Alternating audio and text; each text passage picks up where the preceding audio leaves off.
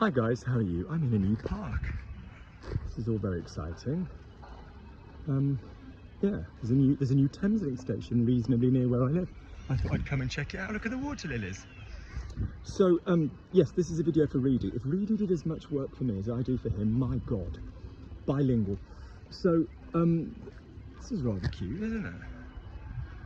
So we're talking about the differences between the verbs amener and emmener, so like sort of bring, take people, all of this kind of business. So first things first, to remind you that this is what you use for people. If you're talking about objects, you'd use like apporter and emporter. So I used to use kind of like bringy, takey, kind of like where are you in the space and all of this business, but people keep getting confused.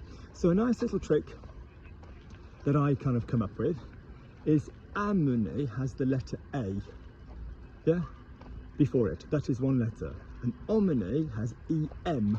So before you get to the mener bit, M-E-N-E-R, one of them has one letter before, A-M-E-N-E-R, and one of them has two letters, E-M-M-E-N-E-R. So it basically comes down to the fact, if you're going with somebody and you are then going to leave them by themselves, whether you're bringing them to something and then going away, or you're taking them to something and then going away, that will be amener. One letter A, they'll be by themselves. And emmener would be when you take someone somewhere, or bring someone somewhere, I suppose, it depends really, but you're going to be staying with them. So for example, if you take somebody to the airport versus if you take them to the doctors, if you take them to the doctors, you're going to stay with them presumably because they're not very well. Yeah? So je vais emmener ma fille chez le médecin. I'm going to take my daughter to the doctor.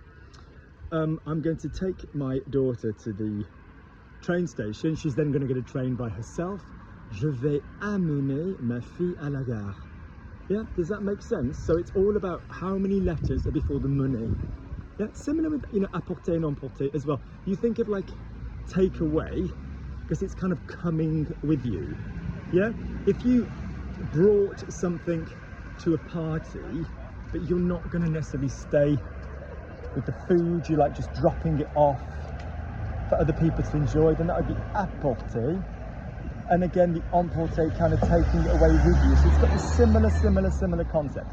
I was just noticing that purely from coming and going away from you, people with epic failing. So this little letter A, letter E thing with amener and emmener, I really hope this works. So one more time, if it's going to be something, if you're not going to stay with the person, yeah, it's going to be them by themselves, then use amener.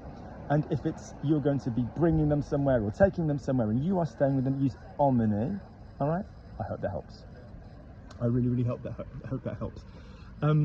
Also remember that we need to add a grave on the word. Yeah, so amen. Yeah, emmener in the infinitive.